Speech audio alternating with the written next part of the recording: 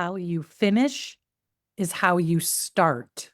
Today, we're going to talk about finishing this year, 2024, strong and positioning ourselves in a way that kicks off 2025 with all the goodness and all the momentum and all the joy and all the everything that we desire in our hearts. So that is what we're going to chat about today. And through this episode, I'm also going to be extending to you a very special invitation to my next cohort of From Stuck to Stellar. I'd love for you to join if it's the right fit. So we'll talk about that a little bit as well. Welcome to the Blueprint Breakers podcast. What is a blueprint breaker? If you live your life outside the typical traditional lifestyle blueprint, you are a blueprint breaker. We are here to start a conversation, to assemble resources, and to build a community. This podcast is for empowered women in midlife and beyond who are preparing for a powerful next era of life. My name is Amy A. Palmer. I am your host and facilitator for our conversations. Sit back, relax, enjoy the show. To stay connected, up to date, and to receive all of our free resources and gifts along the way, join us at community.blueprintbreakers.com. How you finish is how you start. So let's talk about that phrase. I've heard the term used before. How you start is how you finish. Similar to how you do anything is how you do everything. And I've often had mixed feelings and reactions to that phrase. Like the how you do anything is how you do everything, meaning how you show up and your behavior in one particular area of your life is representative of how you tend to move through your life in other areas. And the rebel in me resists that because sometimes I just don't show up very well and sometimes I do. But I do think that there's some nuggets or kernels of truth in there and something that can really be learned in there as we continue to try to evolve and grow into becoming our highest, best self. And so as I thought about what I wanted to talk about as we get ready, we're fully into fourth quarter of 2024. We're wrapping up. And I do remember my goals and intentions from the beginning of this year. I don't remember things like what my word of the year was, which I know I had that, but I did have an overall vision of what I wanted it to be. And I feel like the vision has just started to fill in technicolor detail in the last month or two. So maybe a little bit of a slow start. So I wanted to talk to you about like, what were your intentions for 2024? How did you want this year to go? What was important to you? What was not important to you? What did you want to let go of? What did you want to do more of? Who did you want to be this year? Like, just as we all strive to become our highest, best selves, what did this year's journey represent for you? And we still have a decent chunk of time left in the year to make that happen. Now, mind you, we could easily get distracted by world events and what's going on around us. And I'm certainly not saying to completely ignore things that are going on out in the world. At the same time, if it's impacting your own well-being, your own mental health, your own source of joy, then it's important to find out, how do you generate that joy? How do you get that going within yourself, regardless of what's going on in the world? And one of the journeys that I've been on over these last couple of years was this whole idea of being and not doing, and this whole idea of being in flow and not forcing things or making things happen. And so my learnings have been, how do I meld these ideas together or get some clarity around it and like in terms of what it means in how we live our life. I don't want to be the over intense, over planned, over analytical, corporate minded driver of my life anymore. I want to let some things happen. I want to let things flow. And I think my biggest takeaway in that is that being in flow and being in alignment and not forcing things, being in that state of being for me has been, is my journey in alignment with who I am in my heart and who I want to be? Is it in alignment with my values, with my mission and my purpose? And, what I feel my strengths are, my zone of genius, all of that. When that's in alignment, then I very much feel like I'm in flow and I don't have to force things so hard and push things and be so intense about it. I also find that if I'm actively generating joy in my life, if I'm actively working on where I am from a vibrational standpoint, how I'm feeling, my outlook, my perspective, if I'm putting that effort in, I absolutely feel in flow, in alignment. I don't feel like I'm doing that hamster wheel thing and push, push, push.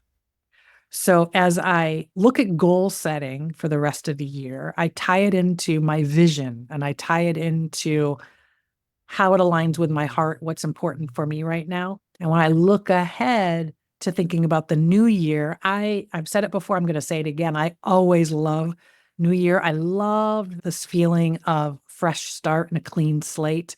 And I love the opportunity to level up and do a little bit better than I might have done before. So that whole season really invigorates me and inspires me. So that's my intent for how I'm approaching this particular season. I will actively set goals. I will actively have an action plan. And I will check in to make sure that it's in alignment and it feels like it's in my zone. So why even look at sort of end of year, beginning of year? I think it's helpful to have goalposts. I think it's helpful to have end zones and destinations, even though part of the learning around embracing a sense of being instead of doing is all about enjoying the journey, enjoying the moments, enjoying the days, enjoying the process as much as the outcomes. I still think that structure helps. It helps to sort of buoy me forward, push, just not push though, but like encourage me forward, onward and upward. So I'm bringing these thoughts to you to think about that for yourself as well. And I'm getting ready to start my next cohort of the From Stuck to Stellar support circle. In previous support circles, it's a small group environment with a handful of women, could be anywhere from 4 to 10 women. And it's really around having that safe space to connect, to share, to support. And while we're doing that, we're learning how to move our lives forward, how to expand into our next level, how to generate that joy, how to reach those goalposts, all of those things. So I'm getting ready to get started on that next cohort. As I do that, I want to talk about some of the principles that I follow, the steps that I follow when I'm working at designing my life blueprint. When I look at doing that, how do I go about doing that? I personally have just come out of a low season again. I've been out of it for a little while. I'm on the other side of it, but just coming out of that. And I used all the tools in my toolbox. Again, I used the structure, the steps that I'm going to share with you today. I use those again to get me refocused, recommitted, get those engines going again, and to help propel me into this next era, this next season. When is this relevant for you? Let me share a little bit about that. If when you think about ending up this year and starting out the new year, finishing it strong and starting 2025 strong, if when you think of that, the thought of it feels unmotivating because you're just feeling like you're spinning your wheels, you're tired of feeling unsuccessful in any or many areas of your life, I'm talking to you.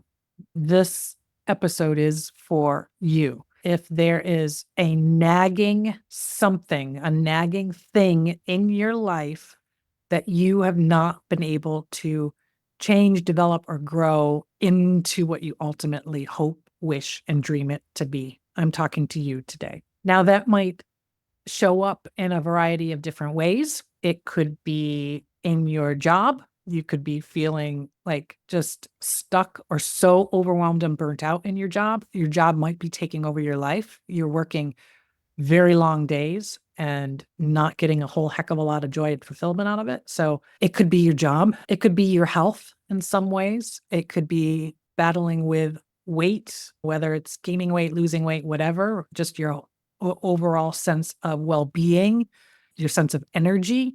You may be getting frustrated on trying to come to terms with that once and for all. I mean, here we are, we're midlife. We should have this by now. That's not necessarily true, but that's the feeling and thought that can come up for us.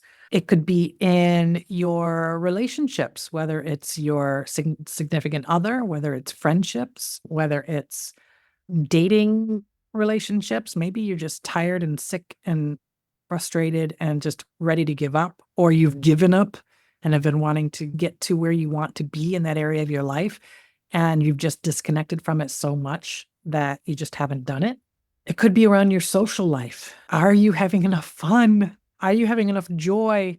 Are you getting enough laughs? And does it feel good in the way that you're doing it? Do you have enough meaningful friendships? You don't need a ton, but do you have enough people in your life that you feel connected to that fill you up when you're with them? They're a faucet, not a drain on your life. It could also manufacture in when you're thinking about plans for your future, when you're thinking ahead. I'm into my late 50s now. I have my eye on 60 as I'm thinking ahead around that next chapter of what my 60s are going to look like, what retirement's going to look like. Have you been thinking thoughts around that? Have you been wanting to change that outlook, change that picture, but just haven't taken the action yet? Like, whatever it is, there's something missing. There's a hole somewhere in your life blueprint that you've been working really, really hard to fill in, and it just hasn't happened. So what does it take? This is where my 6-step process comes in. It's a 6-step lifestyle blueprint redesign process. This is what we use as our foundation within the Stuck to Stellar support circle program. I suggest that you take notes with what I'm about to share. And if it resonates with you, then I'm going to invite you to join me as we work through all this together. So the 6 steps are: number 1, customize. Customizing your blueprint. And that is where you're looking at the wheel of life, all the different categories that you consider your life. And actually, if you Google wheel of life and look under Google Images, you'll get tons of different examples of wheels of life. What I have done and what I do with my clients is we design a wheel that reflects you, your priorities, what's most important for you. For me, when I ultimately redesigned mine, my wheel of life looks like fun, fulfillment, future, family, fitness, and faith. Just so happens that I used all F words, but fun, fulfillment, future, family, fitness, and faith. Those are all the categories of my life. So every time I want to grow, evolve, move forward, I'm looking at my life as a whole from those categories. But it's important to have your life mapped out in a way that feels right for you, that's priority for you, not for me or for anybody else. So that's the first step: customize, taking a look at it. The second step is assess. Where are you in each of those areas of your life? This is where we're identifying the strengths, the strong areas, the areas of our life that feel solid, that feel good, and where we feel our weakest. When I'm in my lowest of low seasons, I'm scoring very low. If I'm doing a scale of 1 to 5, 5 being the highest, 1 being the worst, in my low seasons, I have a lot of 1s and 2s on my wheel of life. And I'm looking at it honestly and really asking myself, how do I feel about that part of my life right now? Where would I rank it on a scale of 1 to 5? And by doing that, you're able to almost objectively look at where your biggest pain points are. And then based on that, you decide, where do you want to put your energy first? You can't fix everything all at once. I have worked with clients who really struggle with that idea. Like they really want to work on a bunch of different areas all at once. And I understand that thought, that instinct, but that's how you get into overwhelm. That's how you give up and you end up starting from scratch. So it's important to pick, where do I want to put my energy first? Where do I want to start generating some joy first? Where do I want to have one joyful win first? And it might not necessarily be the one that has the lowest score. There may be an area that has a somewhat low score, but you know that if you focus on that first, it will impact some of the other areas of your life. And it's about getting from your head into your heart. And that's the step 3. So step 3 is around focus. Focus. So you're figuring out, which area do you want to start with first? You've ranked it numerically, so that's a logical decision, but then you're going to get into your heart and make sure that it's aligned. And that is when I journal and I connect with my faith and my spirit, whatever drives you from a faith standpoint, tapping into that and just asking the question, where should I start? What should I look at? What should I do? And be still and open enough to receive the answers. If you do this enough, the answers do come. They may be a little fuzzy at first, but keep asking the question until you're clear on the answer, because they do come. So that is step 3, focus. Step 4, this is the most fun step for me, and actually with my clients, it's been the most fun for them. This is when we are truly visualizing what our desired outcome looks like, feels like, sounds like. We're creating that vision. We're creating a vision board of some sort, whether that's a physical vision board or a digital vision board, but really looking at the visual representation, something that evokes an emotional response in us, something that gives us that glimmer, those glimmers of joy and optimism and hope. So it's creating that visualization, that visual version of where we want to be. It doesn't stop there. It's, how do you implement that vision into your life? How do you get it from just an exercise or activity that you did to actually integrating it into how you feel and how you see yourself and how you navigate your life? And in the Stuck to Stellar program, we talk a lot about that. And there are different ways to do that, to make it part of your day to day so that you start to see yourself in that way. So that's the visualize step. Step 5 is plan. Okay, so we've got our visualization of where we are. We have our current reality of where we are right now. We have to plan, what does it take to get from point A to point B? In most cases, we already know those steps in most cases. And if we don't know completely, we know somebody who does. Like, it's easy for us to get that information. It's easy for us to determine the actions that need to happen to bring that vision to reality. So the plan, it's about actually writing it down, not just thinking about it, but writing it down, planning it out, and strategizing how you're going to approach your plan. So that's step 5. And then step 6. So this is where the work comes. And this is the most difficult and the most rewarding part, is the action. Remember, the joy comes in the journey, in the process. So the joy comes in the action. The joy comes in each step. It starts to feel good as you're taking steps towards your goal, towards your vision, but it gets hard.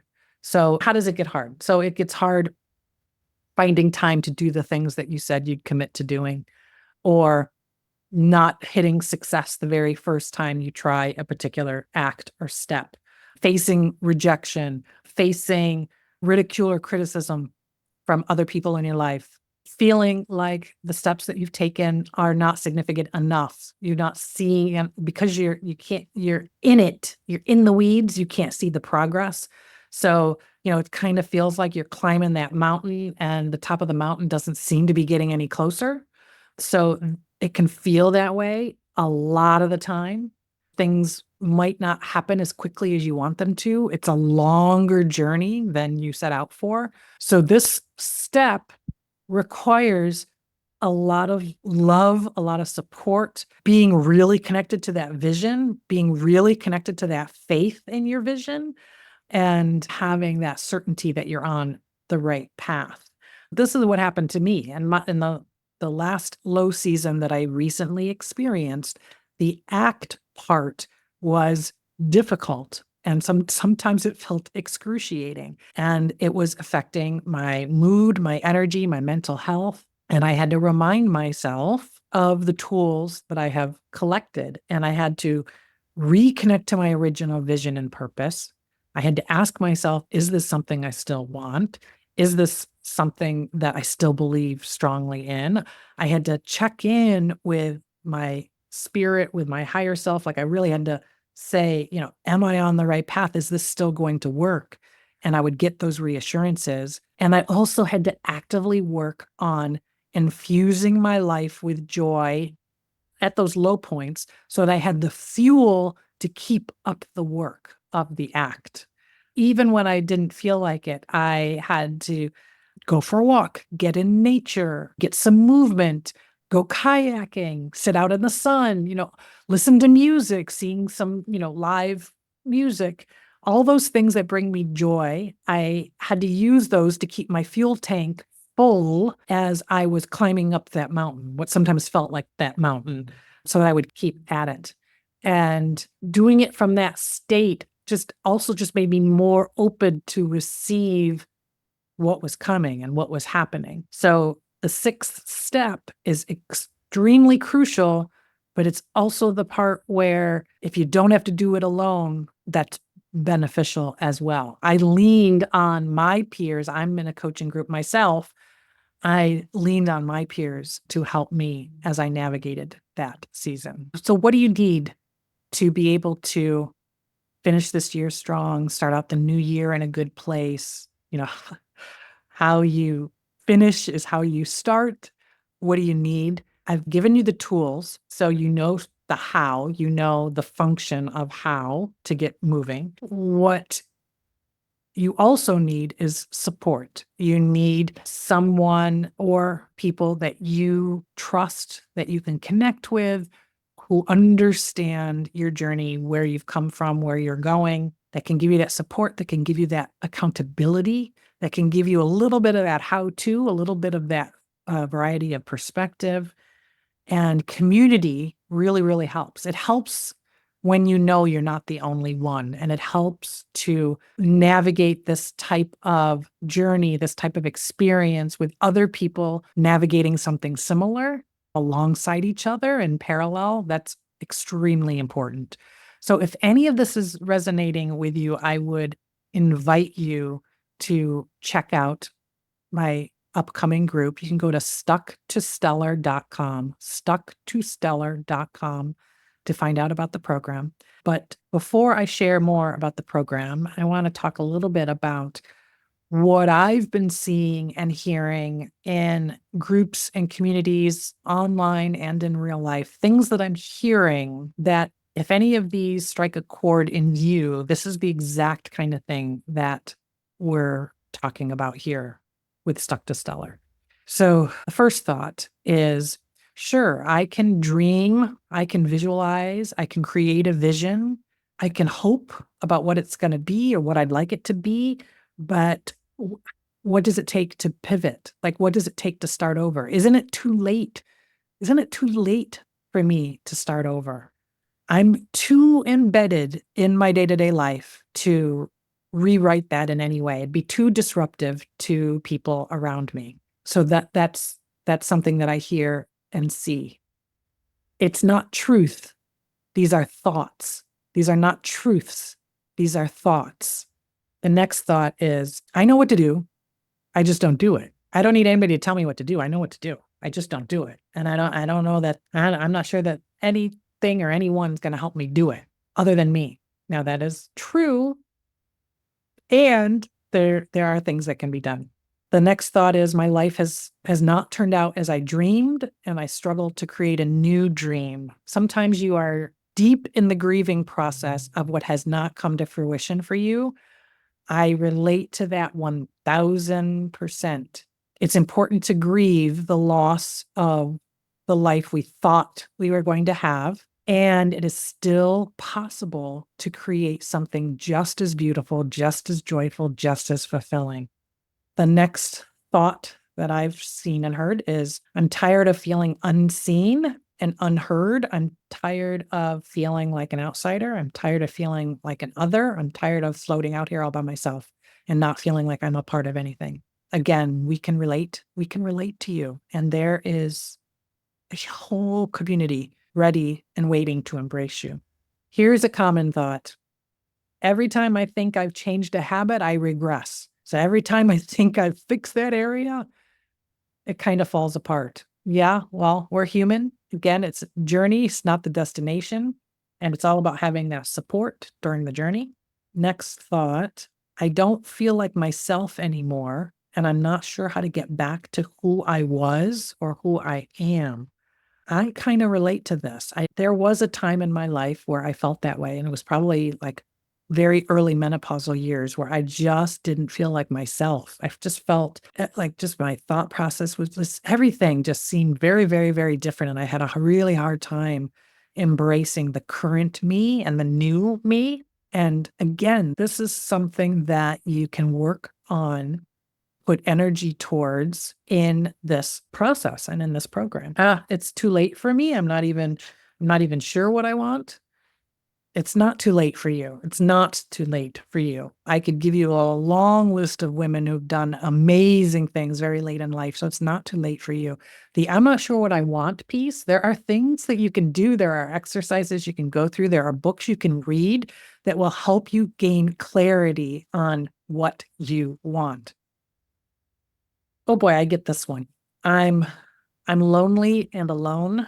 Everyone else seems to be focused on their families. Yeah, I understand that. The majority of women our age are surrounded by families, and many of them very involved in their family. And when I say family, I mean immediate family, whether that's partner and kids. And a lot of us, a growing number of us, do not have that. And I had to do a lot of work to change my perspective around that. This is usually more challenging for slightly younger women, like in their 30s and 40s. In their 50s, we're often starting to come to terms with it. Now I'm at a point where I can enjoy other people's families. I can enjoy my extended family. I can enjoy the babies and children that are in my life, even if they're peripherally in my life. I can find joy in my time with them and seek it out and make it a part of my life. So there are things like, it's important to be seen and to be understood and to have people understand your pain around that. I get it. And when you're able to process that grief, when you're ready to come to the other side of it, there's plenty of us that are doing it that can help you with that as well. All right, one last thought. I'm sick of feeling sorry for myself, and I'm sick of other people pitying me. I am better than this. Yes. Okay. So you get some visits from your ego. You want to share how you feel with people who love you and people that you're close with, but you don't want them feeling sorry for you, right? I know that's how I felt. Like I wanted to be seen and understood, but not pitied. And that's one of the beautiful things about these cohorts of the Stuck to Stellar support circles is we can see and understand each other and not have that pity. We can relate and connect, and we can see that we're not alone and there's nothing to feel sorry for, that all of us, no matter which path we're on, we all have the potential to build full, fulfilling, joy-filled, love-filled lives. No one life path will guarantee you a certain amount of happiness, a certain amount of fulfillment. And there's no life path that's any more or less than any other. And I'm just going to continue to repeat that over and over and over. But that's definitely one of the foundational beliefs here in the Stuck to Stellar support circle is it doesn't matter which path you're on. We can make it beautiful no matter which path you're on. So those are just some of the thoughts that I've seen shared between women. And I am just eternally grateful that it's something that we connect with together in our support circle, something that we can work on together. Now, here's the thing. If you're listening to this and you're listening to what I'm saying and you're thinking, yes, this makes sense to me. And this is something that I need to pay attention to. This is something I need to work on. This is something I need to put some energy towards. I'm tired of spinning my wheels and being where I am right now. You can think that and have the best of intentions. Once you stop listening to this podcast later on today, you just get back into your regular routine. The missing piece, if you're anything like me, the missing piece is having that ongoing voice, that ongoing accountability, that ongoing support, that ongoing guidance to really make sure that you take the steps needed to be able to redesign your life blueprint. And that's what I'm inviting you to be a part of here today. I would love for you to join us. We get together in small groups. It's going to be a combination of live interactive calls along with some recorded content. You will have an accompanying workbook / journal to help you work through the entire process. As far as when does this start and what's the schedule, all of that stuff, I'm taking a different approach this time because I'm part of a coaching group where this worked really, really well, where we let the women in the group decide when are we going to have our calls. We voted on best days and times for everybody. Instead of me just making a unilateral decision, let's do it together. So as soon as I have a cohort combined, so anywhere from 4 to 10 women, we will get started on this program so that we can have a fabulous next couple of months, have a lot of joy in our journey, and finish strong, start strong. How you finish is how you start. So if this has resonated with you, check it out at stucktostellar.com. If you have any questions, you can email me, amy@amyapalmer.com. If I can't answer your questions via email, we can definitely jump on a quick call, whatever you need. I'm looking forward to getting started in the next couple of weeks on our first call. So again, join us, stucktostellar.com. Thank you for joining us for today's episode of the Blueprint Breakers podcast. How you finish is how you start. If you are interested in joining the next cohort of the Stuck to Stellar support circle, go to stucktostellar.com. This next cohort will receive 2 private sessions with me to work through your redesigned blueprint. Thank you again for listening and sharing this episode with your friends. And now I would like to quickly share my disclaimer. I am not a therapist, doctor, lawyer, financial advisor, etc. This podcast is for your entertainment and information only. I encourage you to take what I share here as a launching point to discover what is right for you. Have a great week. Keep on breaking those blueprints and rewriting your own.